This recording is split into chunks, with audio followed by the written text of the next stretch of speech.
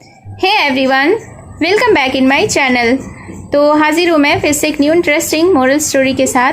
आज की स्टोरी बहुत ही इंटरेस्टिंग है, तो वीडियो के अंत तक बने रहिएगा। बहुत सारे न्यू वर्ड्स आप इस स्टोरी में सीखेंगे। इसके साथ ही स्टोरी को रीड करना और इंग्लिश वर्ड्स के करेक्ट प्रोनाउंसिएशन के बारे में भी सीखेंगे। तो स्टोरी स्टार्ट करने से पहले अगर आप इस चैनल पर न्यू हैं, मेरी वीडियो को पहली बार वॉच कर रहे हैं, तो मेरे चैनल को सब्सक्राइब ज़रूर करें और जो बेल का आइकन दिख रहा है उसे भी प्रेस कर दें, ताकि मैं जब भी वीडियो अपलोड करूं तो इसका नोटिफिकेशन आप तक पहुंच जाए। और अगर आप मुझे फेसबुक पर सुन रहे हैं तो फॉलो करना ना भूलें। तो चलिए स्टार्ट करते हैं आज का ये इंटरेस्टिंग मोरल स्टोरी। आज के स्टोरी का टाइटल है कीपिंग द ट्रस्ट। कीप का अर्थ होता है रखना, ट्रस्ट यानी कि विश्वास। तो शीर्षक का अर्थ हुआ विश्वास बनाए रखना या भरोसा बनाए रखना। So let's begin the story. Once there was a delicate little boy named Daniel. Once का अर्थ होता है एक बार, delicate का अर्थ होता है नाजुक या सुकुमार, little यानी कि छोटा, boy यानी कि लड़का, named यानी नाम था, Daniel नाम है एक लड़के का। तो इस सेंटेंस का अर्थ हुआ once यानी एक बार, there was a delicate little boy named Daniel. एक बार एक छोटा सुकुमार लड़का था जिसका नाम था Daniel. He was allergic to many foodstuffs. Allergic का अर्थ होता है ना सहने वाला, many यानी कई। foodstuffs का अर्थ होता है खाने की चीज़ें या खाद्य पदार्थ। तो इस सेंटेंस को देख लेते हैं। He was allergic to many foodstuffs यानी कि उसे बहुत सारे खाद्य पदार्थों से यानी खाने वाली चीज़ों से एलर्जिक था। He was allergic to cream pastries too. Cream का अर्थ होता है मक्खन, पेस्ट्रीज यानी कि मीठी खाने वाली चीज़ों को पेस्ट्रीज कहते हैं, जो दूध या मैदे से बनती है, जो गाढ़ी कंसिस्टेंसी की होती है। TOO का अर्थ होता है भी। तो He was allergic to cream pastries too. उसे क्रीम वाली पेस्ट्रीज से भी एलर्जी थी। His mother said. उसकी माँ ने कहा, Daniel, I cannot always be with you, but I trust you that you will not eat food to which you are allergic. तो उसकी माँ ने क्या कहा कि Daniel, I cannot always be with you. Always यानी कि हमेशा, with यानी साथ।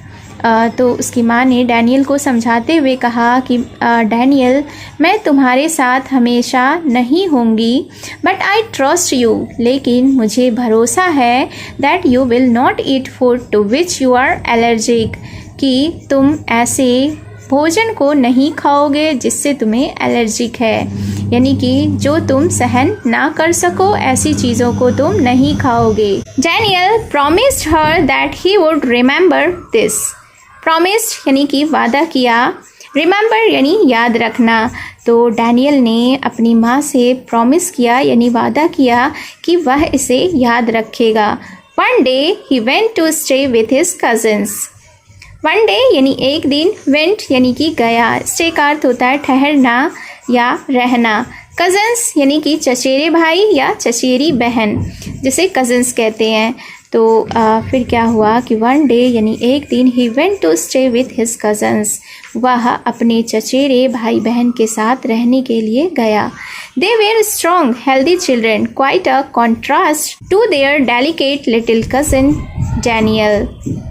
दे वेर स्ट्रॉन्ग, स्ट्रॉन्ग यानी मजबूत, हेल्दी, हेल्दी का अर्थ होता है स्वस्थ, चिल्ड्रन यानी कि बच्चे, क्वाइट अ कॉन्ट्रास्ट, क्वाइट यानी कि बिल्कुल, कॉन्ट्रास्ट का अर्थ होता है विपरीत, डेलिकेट यानी कि नाजुक, लिटिल यानी कि छोटे, कजन्स यानी कि चचेरे भाई बहन। तो इस सेंटेंस को देख लेते हैं। दे वेर स्ट्रॉन्ग, वे मजबूत थे, हेल्दी चिल्ड्रेन स्वस्थ बच्चे थे, quite a contrast to their delicate little cousin Daniel, यानी कि अपने नाजुक छोटे छोटे चचेरे भाई बहन से बिल्कुल विपरीत था Daniel. Daniel's aunt prepared cream filled apple trust that night. Aunt यानी कि चाची, प्रिपेयर्ड यानी कि तैयार किया, क्रीम फिल्ड एप्पल यानी क्रीम से भरा हुआ सेब, टार्ट्स का अर्थ होता है खट्टा या तीखा, नाइट यानी कि रात। तो फिर क्या हुआ, Daniel's aunt prepared cream filled apple trust that night, यानी कि डैनियल की चाची ने उस रात क्रीम से भरे हुए सेब के खट्टे तीखे खाने की चीज को प्रिपेयर किया, यानी कि तैयार किया।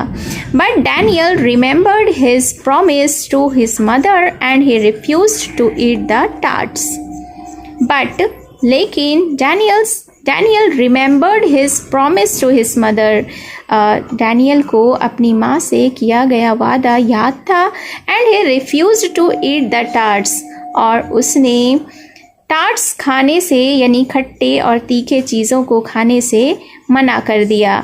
हिज कज़न सेड स्कॉर्नफुली, स्कॉर्नफुली का अर्थ होता है तिरस्कार से या घृणा पूर्वक।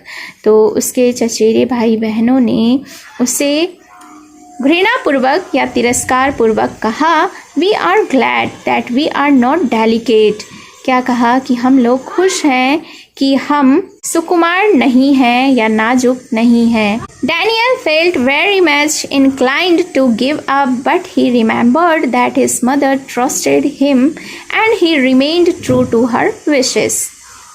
Daniel felt very much inclined, inclined का अर्थ होता है इच्छुक या प्रवृत्त होना, गिव अप यानी हार मानना, रिमेंबर्ड यानी याद था, ट्रस्टेड ट्रस्ट का अर्थ होता है भरोसा, रिमेन्ड यानी बाकी रहा, ट्रू का अर्थ होता है सच्चा, विशेस यानी इच्छाएं।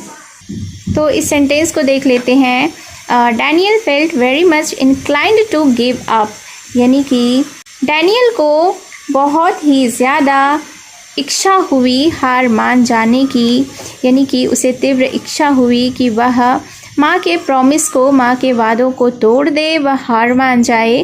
But he remembered that his mother trusted him, लेकिन उसे याद आया कि उसकी माँ ने उस पर भरोसा किया है। And he remained true to her wishes, और वह उसकी इच्छाओं पर सच्चा रहा।